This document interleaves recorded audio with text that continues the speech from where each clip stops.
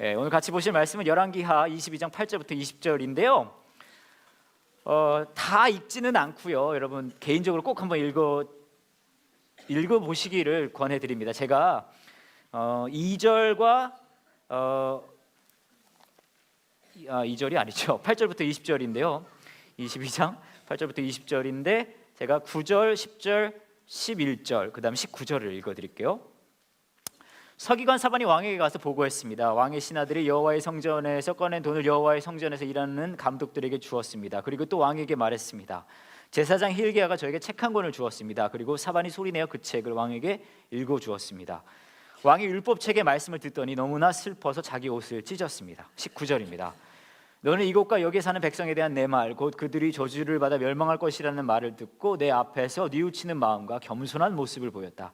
너는 너무나 슬퍼서 내 옷을 찢었으며 내 앞에서 흐느꼈다. 나는 내 기도를 들어주겠다. 이것은 나 여호와의 말씀이다. 아멘.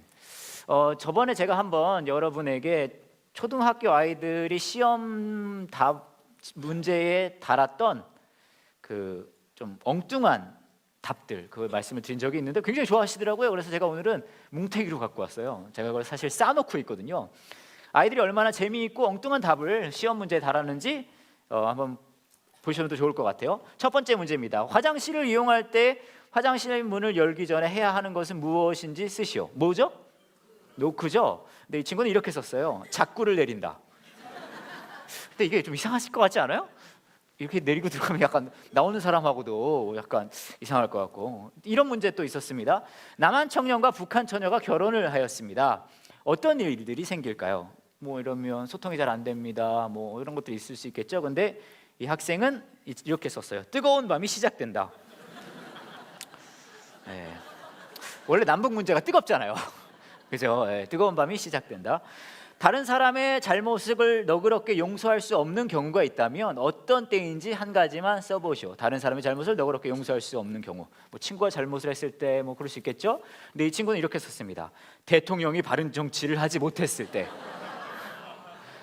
근데 선생님은 그걸 맞다고 해주셨어요. 너그러워서는 안 되는 순간인가 봐요.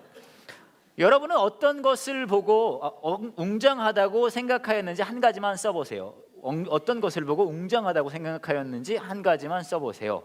뭐 자연 환경도 있고 산 뭐 많잖아요. 근데 이 친구는 이렇게 썼습니다. 엄마 뱃살.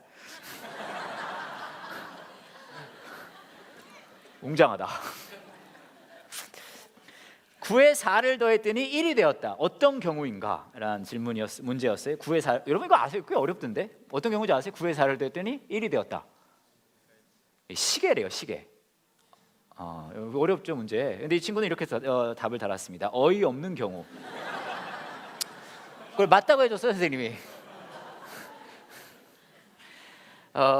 고구려의 시조로 활을 잘 쏘고 말을 잘 탄다 하여 이렇게 불리었습니다. 이 사람은 누구일까요? 정답이 뭐죠?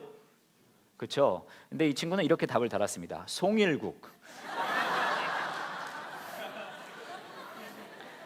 그리고 이 활을 잘 쏘고 말을 잘 타는 사람은 지금 새쌍둥이를 보고 있죠.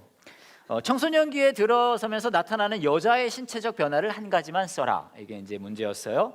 근데 한 친구가 이렇게 답을 달았습니다. 무섭고 난폭하며 폭력적이다. 아마 4, 5학년, 6학년 정도 되고 여하구랑의 관계가 굉장히 다이나믹한 친구 같아요. 이런 또 문제가 있었어요. 비가 와서 큰 피해를 당한 수재민에게 어떤 말로 위로하면 좋을지 쓰시오. 한 친구가 이렇게 답을 달았습니다. 재민아, 힘들겠지만 희망을 가져. 이건 좀 시간이 걸리죠, 여러분? 참 재미나죠? 다음과 같은 물건들을 살 수 있는 가게를 쓰시오. 쌀, 보리, 콩, 팥. 정답은 뭐 방앗간 뭐 그런 거인 것 같아요. 근데 이 친구는 답을 이렇게 달았습니다. 이마트. 이마트. 다음과 같은 경우에 알맞은 인사말은 무엇인가요? 옆집 아주머니께서 떡을 가지고 오셨습니다. 뭐 여러 가지 할 수 있겠지만 이 친구는 답을 이렇게 달았습니다. 안 사요.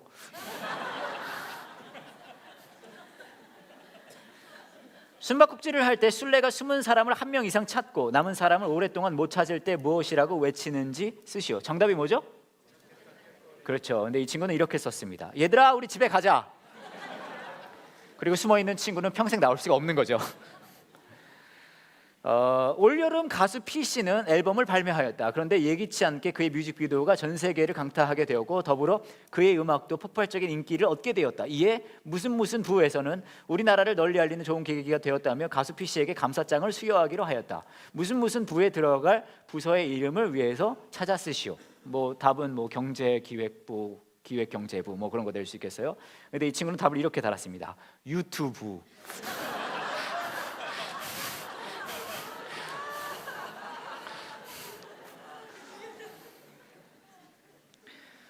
재해나 사고, 기근, 가난, 전쟁 등으로 병들고 굶주려 죽어가는 사람들을 찾아가 먹을 것을 주고 치료해 주는 등 그들의 생명을 보호하는 일을 하는 국제기구에 어떤 것이 있는지 한 가지만 쓰시오. 뭐 여러 가지 할 수 있겠죠. 뭐 유니세프며 아니면 뭐 유니세프 아니면 뭐 유니세프. 근데 이 친구는 이렇게 썼습니다. 보험회사. 산에서 밥을 지어 먹으면 안 되는 까닭을 쓰시오. 한 친구가 답을 달았어요. 거지로 오해받을까 봐. 친구가 교내 그림 그리기 대회에서 상을 받았을 때는 어떤 말을 해주어야 하는지 쓰시오. 여러 가지 얘기할 수 있겠죠. 축하해 뭐 그런 거. 근데 이 친구는 이렇게 답을 달았습니다. 꼬래. 자, 오늘 설교는 여기까지 하고요. 네. 이 친구들이 답을 달았을 때 아마 자기가 정답이라고 생각하고 답을 달았을 거예요, 그렇죠? 그 중에 맞는 것도 있고 틀린 것도 있고 했지만 굉장히 재미있고 엉뚱한 답들입니다. 우리 삶 속에도 살다 보면 우리가 나름의 답을 가지고 사는 것 같아요. 그리고 누군가가 와서 그것을 답이 틀렸다고 이야기하면 기분이 별로 좋지 않아요. 그런 경우가 우리 삶 속에 자주 일어나죠. 제가 최근에 또 얼마 전에도 그런 경우가 있은 적이 있었는데요. 드립 커피 아세요, 여러분? 드립 커피? 요즘 많이 보편화가 돼 있는데 뭐 종이 같은 데다가 커피 가루, 콩가루를 넣어가지고 뜨거운 물 내서 막 그렇게 하는 거잖아요. 이렇게 생긴 거. 그죠? 근데 저는 사실 미국에선 저걸 본 적이 없어요. 한국 와서 저걸 처음 봤는데 처음 어디서 봤냐면 이길승 집사님 최근에 콘서트 했잖아요. 길승 집사님 집에 가서 봤어요. 저녁 먹으러 오라 그래서 먹고 났더니 이분이 그러는 거예요. 커피 마실 거냐고. 알겠다고 그랬더니 이분이 약간 이 분위기가 약간 무슨 마약 거래하는 분위기인 거예요. 이 아내 되시는 분이 오늘 좋은 물건 들어왔대? 길승 집사님이 좋은 물건 들어왔대. 그러더니 이 외투에서 뭘 이렇게 주섬주섬 꺼내요. 근데 종이가 막 요만하게 나오는 거예요. 그러더니 이게 어느 지역에서 들어온 건데 냄새가 끝내주더라고요. 특히 이 표정이 이러는 거예요. 그러더니 이거를 이제 커피를 끓여준다면서 하고서는 이제 저걸 하는 거예요. 어디 올려가지고 막 갈아서 종이해서 올리고 뜨거운 물을 막 부으면서 막 이러면서 굉장히 느낌이 어떤 느낌이냐 하면 무슨 뭐 이렇게 무슨 약하는 그런 느낌이었어요. 그 당시에는 이게 보편화되지 않았었으니까. 근데 뭐 그런 적이 있었는데 제가 제 아내 생일이 돼가지고 제 아내가 커피를 좋아하거든요. 그래서 뭘 해줄까 하다가 저 드립커피 세트를 사줘야 되겠다 생각이 들어서 그 당시 제가 직장을 다니고 있었는데 퇴근을 하고서는 이제 커피 전문점을 가요. 그 당시에는 저거를 전문으로 하는 데 별로 없었거든요. 근데 진짜 전문으로 하는 데가 하나 있었어요. 거기 이제 제가 갔단 말이에요. 가가지고 이제 들어갔는데 주인 아저씨가 저한테 이야기를 합니다. 어떻게 도와드릴까요? 뭘 찾으세요? 그래서 제가 커피 그거 있잖아요. 뜨거운 물로 내리는 그거 콩가루 내가지고 그거 주세요. 그렇게 얘기를 했어요. 그랬더니 이분이 어떤 종류를 찾으시냐는 거예요. 근데 제가 그거 별로 관심이 없거든요. 그래서 제가 해선 안 되는 이야기를 했어요. 뭔 얘기를 했냐면 그거 그냥 아무렇게나 해서 내려 먹으면 되는 거 아니에요? 그랬어요. 그랬더니 그때부터 이분이 저에게 승부를 걸기 시작하시는 거예요. 그러더니 5대양 6대주에 나오는 모든 커피 종류와 내리는 방법을 다 동원을 해가지고요 7가지 방법으로 저에게 커피를 내려주셨어요. 그 자리에서. 근데 문제는 뭐냐 하면 제가 이 커피를 딱 엄청 좋아하는 타입이 아니에요. 그 커피를 마시면 저는 이제 카페인에 좀 약하다 그래야 될까요? 저는 평소에도 약간 미루고 있거든요. 근데 커피를 마시게 되면 그 카페인 효과가 들어와가지고 막 이래요. 네. 아무도 제어할 수가 없는 상황이 되기 때문에. 근데 이제 그 당시 이제 퇴근하고 가는 길에 한 7, 8시 저녁 7, 8시 됐는데 이분 7, 8잔을 이거 내려주시는 거예요. 그래서 이제 안 먹을 수도 없고 이거 돈 받는 것도 아니고 해가지고 제가 그걸 다 마셨어요. 다 마시고 나서 이분이 그러시는 거예요. 이거는 이제 따뜻한 종류고요. 아니 냉장고에서 뭘 또 꺼내시는데 그리고 차가운 종류를 4종류를 더 해주시는 거예요. 그리고 제가 커피를 한 11잔을 그때 마셨거든요. 그리고 다음날 새벽 5시까지 잠을 못 잤어요. 밤새 막 우후. 근데 보면 이 어떤 상황이 벌어진 거냐면 이분이 굉장히 중요하다고 생각하는 것에 대해서 제가 이제 무시한 발언을 한 거잖아요. 근데 우리는 뭔가 내가 옳다고 생각하고 맞다고 생각하는 정답 비스무리한 것들을 가지고 삽니다. 그리고 그것이 틀렸다 그러면 굉장히 어려워요. 힘들어하고 마음의 상처를 많이 받아요. 교회 생활을 하면서 여러 가지 우리가 하죠. 뭐 예배를 오시고 찬양을 부르시고 기도를 하고 성경을 보고 헌금을 하시고 많은 것들이 있습니다. 근데 그 많은 것들 중에 가장 무엇이 어려울까 생각을 해보면 뭐 헌금도 어렵고 예배 참석도 어렵고 여러 가지가 어렵지만 그 중에 가장 어려운 거는 이거 같아요. 회개. 예, 회개는 정말 어려운 것 같아요. 우선 잘 와닿지가 않아요. 여러분 회개란 말 평소에 쓰세요?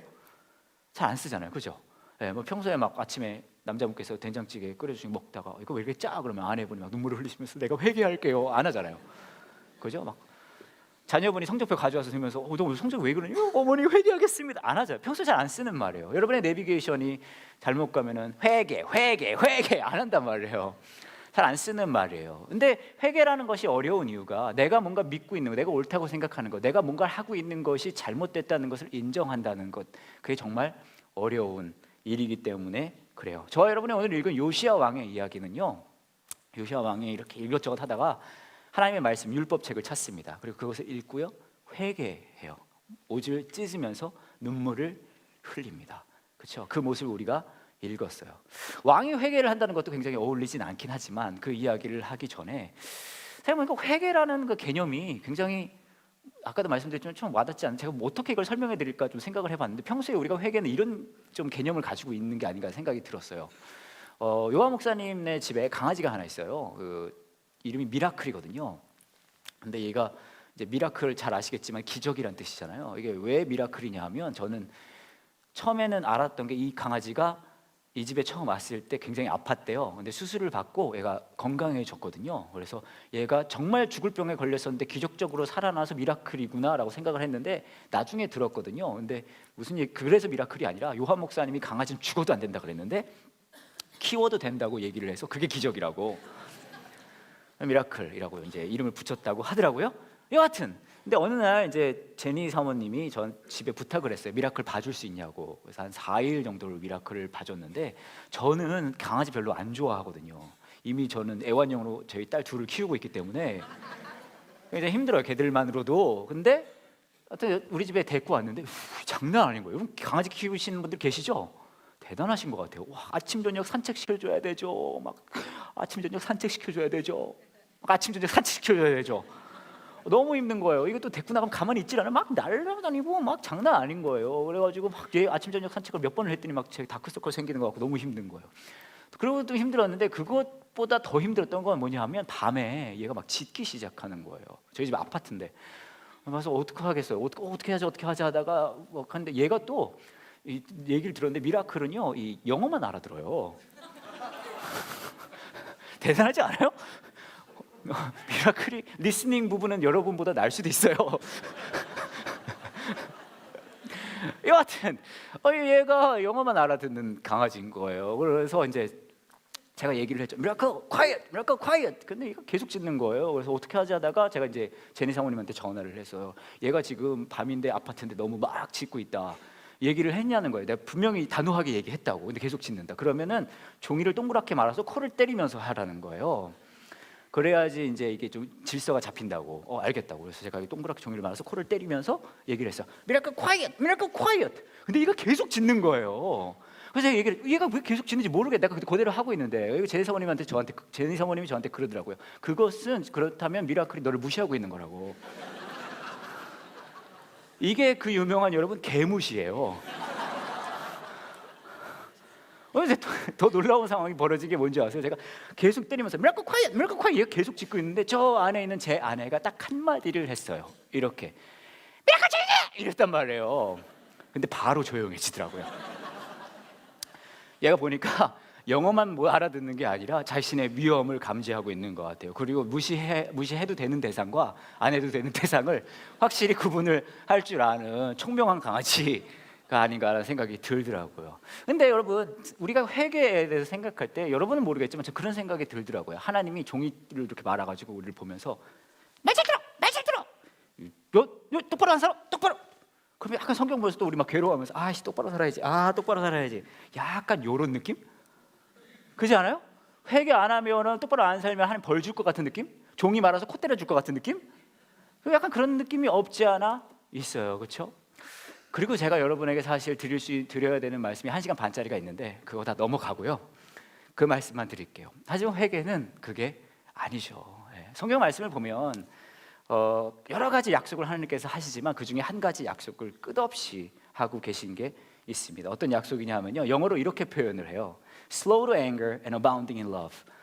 쉽게 풀어서 이야기하면 노하는데, 화내시는 데는 느리시면서 사랑은 많으신 분, 진노하기에는 더디시면서 사랑은 풍성하신 분이라는 말씀입니다. 약속입니다. 그리고 성경 곳곳에 하나님이 이 약속을 하고 계세요. 몇 군데만 말씀을 드리자면 시편 145편 8절에 이렇게 얘기합니다. 여호와는 은혜로우시며 자비하시고 노하기를 천천히 하시며 사랑이 풍성하십니다. 시편 103편이에요. 여호와는 자비롭고 은혜로우시며 화를 참으시고 사랑이 넘치는 분이십니다. 시편 86편입니다. 주는 불쌍히 여기시며 은혜를 베푸시는 하나님이십니다. 쉽게 화를 내지 않으시고 사랑과 진실하심이 풍성하신 분이십니다. 출애굽기 34장이에요. 나는 여호와이다. 여호와는 자비롭고 은혜로운 하나님이다. 나는 그리 쉽게 노하지 않으며 사랑과 진실이 큰 하나님이다. 이러면서 계속해서 하나님이 말씀하고 계시는 성경 전체를 아우른 약속 한 가지는 이거예요. 나는 기다리고 사랑이 많은 하나님이다.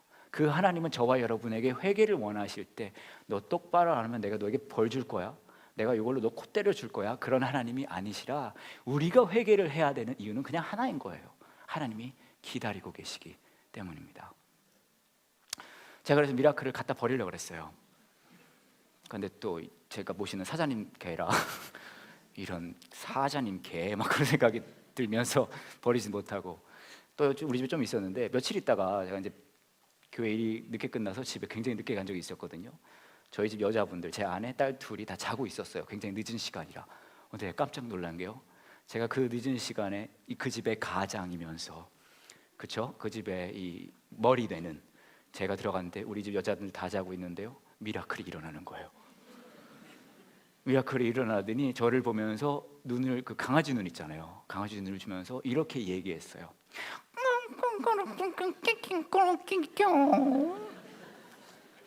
눈은 여전히 무시하고 있어요.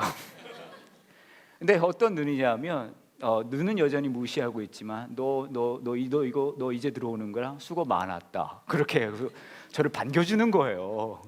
와, 이래서 강아지를 키우는구나, 그런 생각이 들었어요. 물론 다음날 바로 갖다 주긴 했지만 성경을 보시면 되게 두껍잖아요. 저는 이 성경의 두꺼운 이야기를 3글자로 줄일 수 있습니다. 뭔지 아세요?